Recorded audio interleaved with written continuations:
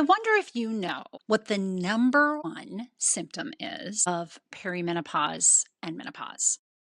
Not really sure if you do. It sometimes surprises people. We hear so much about all of the different things that are happening to women in this state, in this journey of their lives. But I don't know. I don't know if you know what that actual top symptom is. And if you're interested to hear a little bit more about that, then keep listening.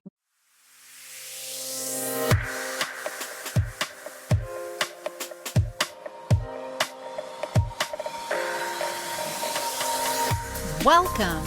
This is Midlife Crisis to a Centered Life Thriving, a podcast that teaches women in midlife to unapologetically stop silencing their dreams and start designing the lives they want to live in.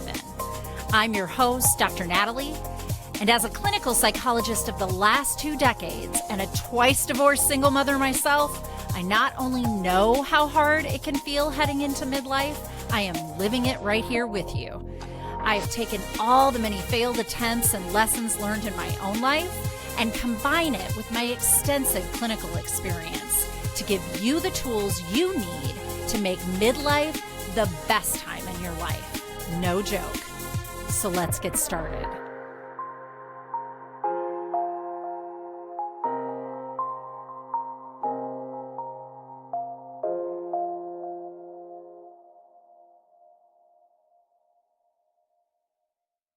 Welcome back to Midlife Crisis to a Centered Life Thriving. First of all, can I just say thank you? That last podcast was really well received, and not just because I think the podcast was well received, but I heard from so many of you how it resonated with you, that was a journey you have been on where you go to your medical appointments and just feel crushed afterwards, feel defeated, feel not heard, not seen, not understood. And I want to encourage all of you to continue to go to those social media outlets that I have and keep talking to me, talking to each other, lifting each other up. One of the things that I noticed as I tried to answer almost every comment that came through, but one of the things that I noticed is that you were really lifting each other in this really crazy time. And what I'm going to talk to you about today kind of goes with that. And so I want to thank you for showing up for yourselves, honestly, showing up for me. There was a lot of love to me too. So thank you for that. But showing up for yourselves was really what was so exciting. And I want my social media to be a place where we can do that, where we can all get the support we need, because we know what this is like, don't we? I'm in my anger phase now. I was all kinds of upset the last time, but now I'm just angry about the experiences I've had. And we'll talk a little bit about that today as well when we talk about this number one symptom in the perimenopause menopause journey. But what I know to be true is that one of the things that helps us the most in this time is to have one another, is to feel not alone in this. And my social media for the podcast and for learntoloveyourstory.com, that is a great place for all of us to gather and talk and share what we're experiencing. And I am happy to take that information as I see what you guys are talking about and use it to expand on in the podcast. So we're all learning together and lifting each other up at this stage in our life, because we have to. The one thing that I know to be true about this experience is it can feel very isolating. It can feel like you are alone. And yet there are millions of women that are going through this, millions of us at the same time in this age range, somewhere between 35 and 55. And it's a 20-year gap, I understand, but there are early perimenopausers and menopausers, and there are late menopausers and perimenopausers. And all of us in that place, we're somewhere in that journey where our estrogen is going down, progesterone's going down, and with them, things like dopamine, serotonin. And I'm throwing out these big words, and you're probably like, what is she talking about? Well, here is where my physical health journey has met up with me expanding on my mental health and my own personal mental health. And what I want to share with you today is that the number one symptom, it's not hot flashes. It's not dry vaginas. It's not even sleep problems, although that's pretty high. And I know that most of us have them. The number one symptom for perimenopause and menopause is irritability. And as soon as it came out my face, I know you know that this is true. You are snarky. Things bother you. Your kids are chewing too loud. Your spouse is snoring too loud. Person in line in front of you is irritating you that they can't count money fast enough and you need to get out and back into your car. Just about everything kind of grates on our nerves at this stage in our life. And that is a direct result of what I have shared in the podcast, that lower estrogen means that your adrenal glands are having to take over estrogen production. And you're never going to have as much estrogen as you had. So you also are losing the bandwidth for stress resiliency. And you're going to have to find new things to be doing to help with that stress resiliency, which we'll talk a little bit about today. But irritability is that number one symptom. Now, if you couple that with sleep disturbance, you really got a problem, because sleep disturbance creates irritability, and sleep disturbance can create mental health issues for you. That if you can get your sleep in check, sometimes some of that stuff clears up for you. We locked a bunch of college kids in a basement 45, 50 years ago as psychologists and found out if you don't let them go to sleep for days on end, they'll get psychotic and start to see and hear things and feel things that are not there. They're hallucinating. They are psychotic. Only from no sleep. That's it. They got to eat as much as they want. All the other, comforts were there, but they weren't allowed to rest. And that is what deprivation of sleep will do to the body. So if you have this combination of some sleep problems, maybe it is because you're getting night sweats, or it's just like me. I get up like at 3 a.m. like clockwork to go to the bathroom. And I do my best to keep my eyes closed and just sit there I hope I can just fall right back asleep after I'm done with this, going to the bathroom. And I try not to disturb myself. But it doesn't matter. It does. It disrupts the sleep. I don't always get back to sleep. I oftentimes will get up at that point. If I've laid back down and it's 30 and 45 minutes later, I'll be like, well, we'll get up for the day, and then probably crash somewhere around 7 p.m. that night. And I want you to know that the other thing as a mental health professional that worries me, that this is the number one symptom, is that it also leads to higher levels of anxiety and depression in women in our age range, really hovering in that 40 to 50 age range. And a more scary statistic for women, that is the most common time that women with depression may attempt suicide or be successful. That's a scary statistic, really scary. It's not when you're in your 20s. It's not when you're in your 30s. It's not when you're even in your teens, although there is a spike on that front end as well. Teens are a bit more impulsive, and that's kind of the theory behind that, is you see higher rates in those younger kids and they just don't have the grace of having lived enough life to know this too shall pass, right? But in adulthood, we do have that. And still yet, you see this increase. You also see an increase in the number of divorces, right? And the number of divorces that are precipitated by the woman in the relationship. All of these things, what does this mean? This is what, I'm a psychologist, so I look at this kind of stuff and I'm like, what is this telling us? All of these little data pieces mean something, and there's something happening here, right? Well, the something happening inside of us is irritability is present because stress resiliency is lowering, but we haven't yet figured out how we're going to compensate for that. And we will, we do adjust. I think one thing I'd love to tell you is post-menopause is kind of great. There's a whole adjustment that happens while the hormones are settling out. But once we have even hormones again, and we have new ways that we're managing our lives, it's kind of nice on the other side of this. And that's what you'll hear from that postmenopausal group. So it's before that happens. It's before you stop having a period altogether. It's before the hormones have settled into whatever low range they're going to settle in.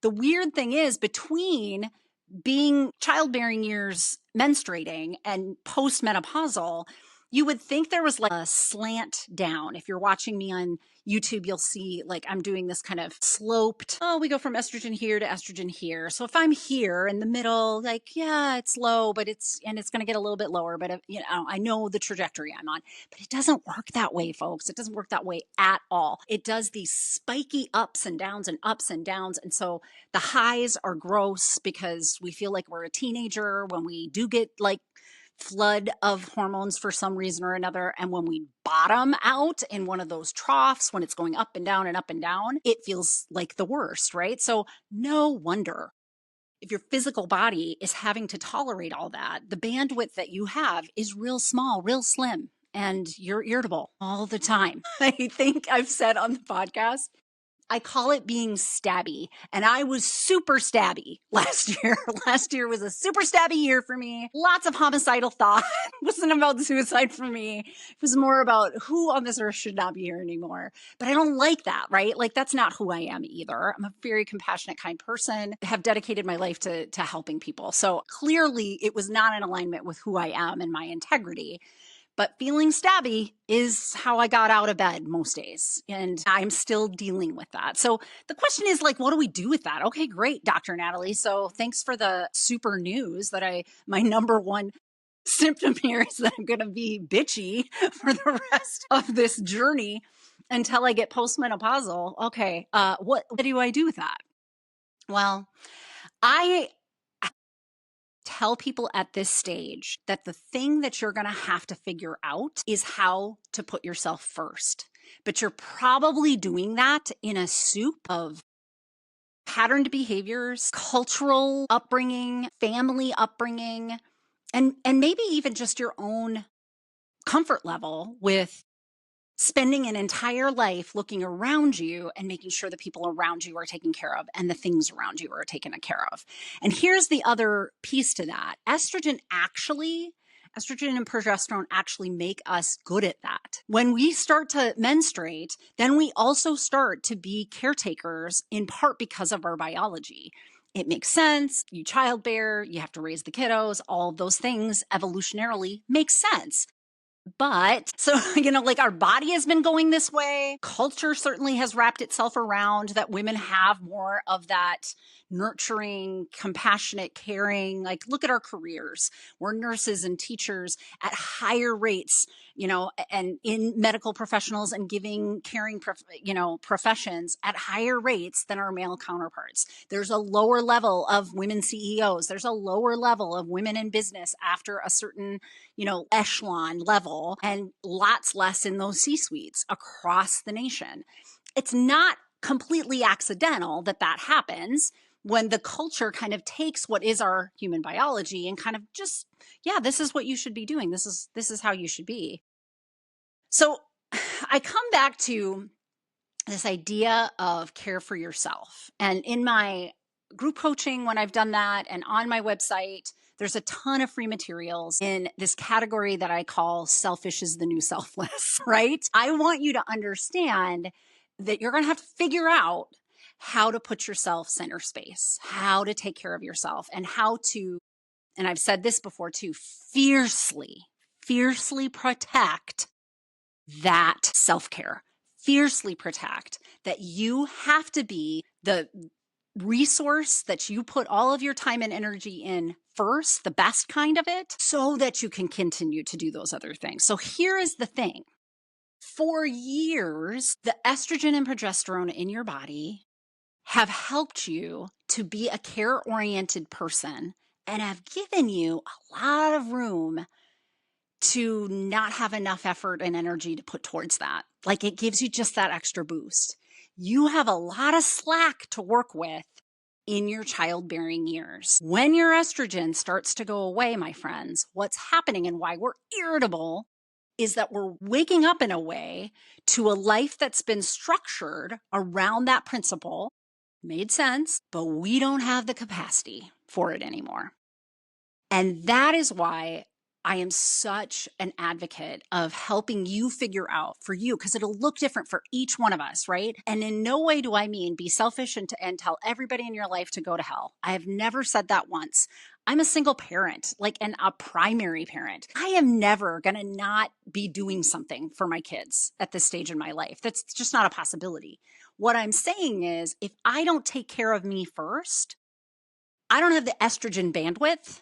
I don't have the leftover extra to fudge. I can't anymore, but I have for 20 some years, right? I have for 20 some years. And so when my body says, nope, don't have it, then I'm irritable. You need to do this, and you need to get this for this person, and you need to shuffle this person there. And by the way, you should go to work. And of course, you said yes to this group project, and have you handed that part in? When you have all of that happening in your life and you are in your childbearing years, you've got the bandwidth. You've got the extra estrogen around that brings in some dopamine, that charges you up with a little serotonin, that gives you a little oomph, right? Gives you a little, yes, here's the energy. You didn't have reserves, so we just created more. That's what we're going to do. That's what our body was oriented towards, so that we could be the childbearing, raising, humans that we were for millennia. However, when you stop having that, but your life doesn't stop needing it from you, that is why irritability is showing up. I promise you. That is why it is so jarring for us when we can't tolerate the stress that we have once didn't even really know was stressful. Honestly, I would get up 6 in the morning, go to bed, 11 at night, did a million things in between, and that was a normal day, and I never thought it was a not normal day for years of my life until my mid-40s. And then it became clearer and clearer and clearer as I've marched myself through. I can't do that. I can't do that way anymore. So I have to make some hard choices. But the true answer to how do we fix this is you've got to put yourself front and center. And it's going to feel awkward, and it's going to feel counterintuitive, and it's going to feel counterculture. And you might even have some people in your life that don't like it. That don't like it at all. Don't like that you're backing off of things and saying no to stuff and putting your needs first and making sure that you're feeling okay before you say yes to that next project. People might not be receptive to that. And what you'll notice is it's because those are the people that have benefited from you having all of that extra. When estrogen would give you a little bit more oomph so you could keep going, they benefited from that. Sometimes they're the people we love, so no harm. I understand why they want that from us. I do.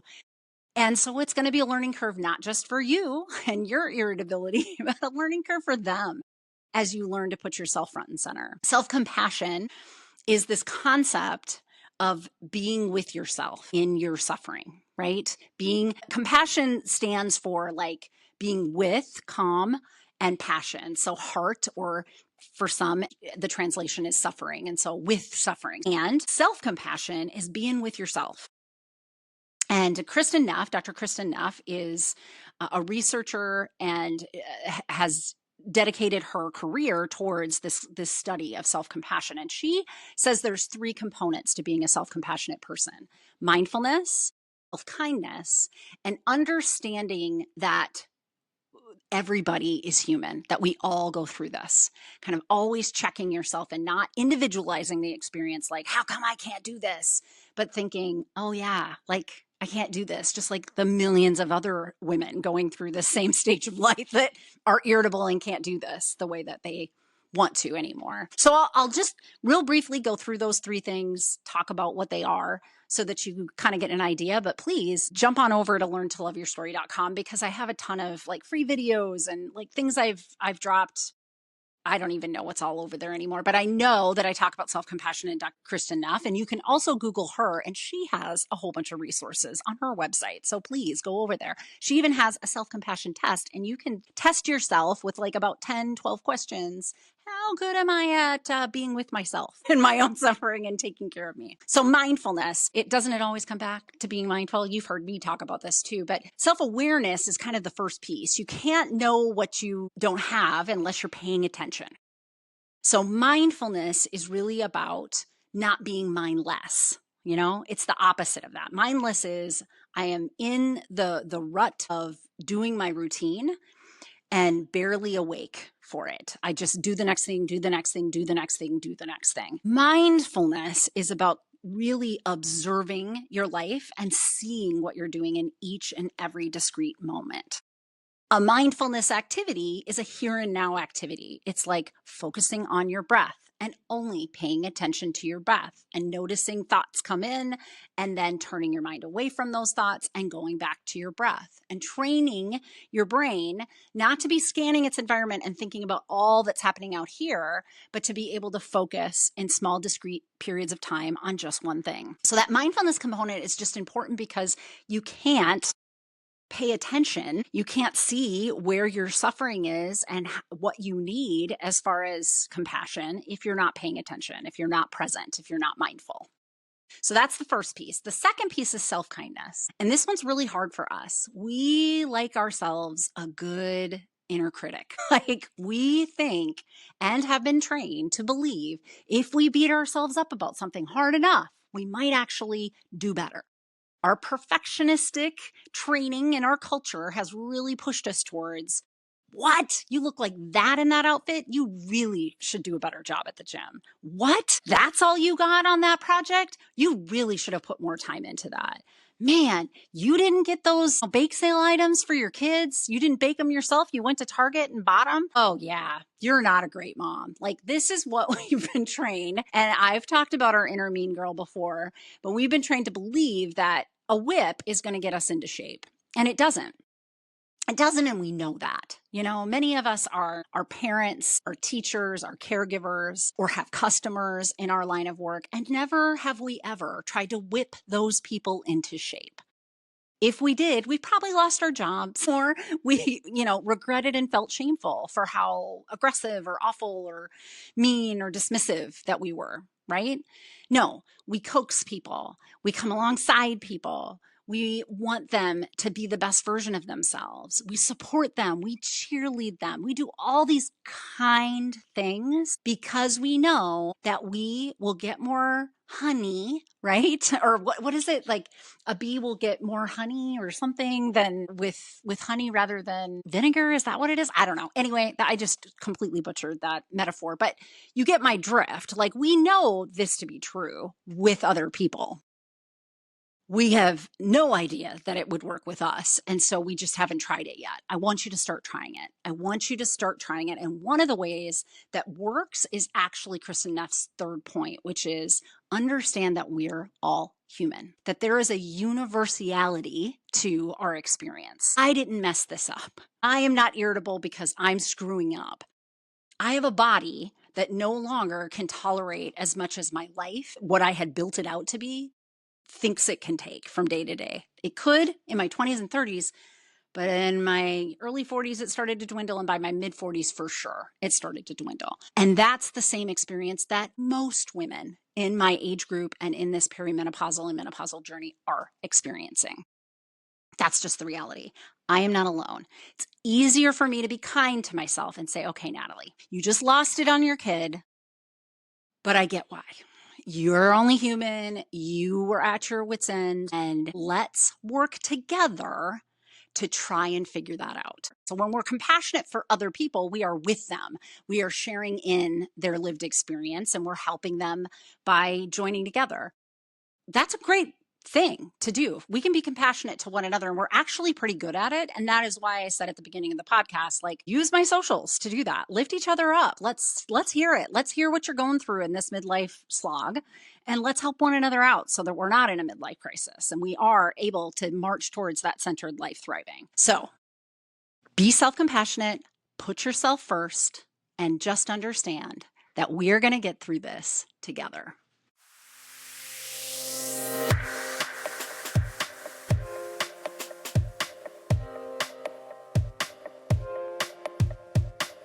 Because I am a licensed clinical psychologist in the state of Minnesota, I have to make sure at the end of each of these episodes that I give you the disclaimer that none of the material that I talk about in these podcasts is meant to replace any kind of therapy or formal medical or mental health treatment. And in fact, anything that I offer on my website, my coaching programs, any kind of psychoeducational materials that I release are not a replacement for that level of care. So just take that into account when you listen. This is information for you, and hopefully you find it of value, both as an educational tool and for your entertainment. And I also want to mention that if anyone you know is in a mental health crisis, needs additional help, I always include these two crisis resources. They're available to anybody. Pick up the phone and dial 988 for the National Suicide Prevention Lifeline. And you can always visit their website at suicidepreventionlifeline.org. Additionally, there's actually a crisis text line. So if you're not somebody that likes to pick up the phone, text HOME, home, to 741-741 to the crisis text line. And you can find them online at crisistextline.org.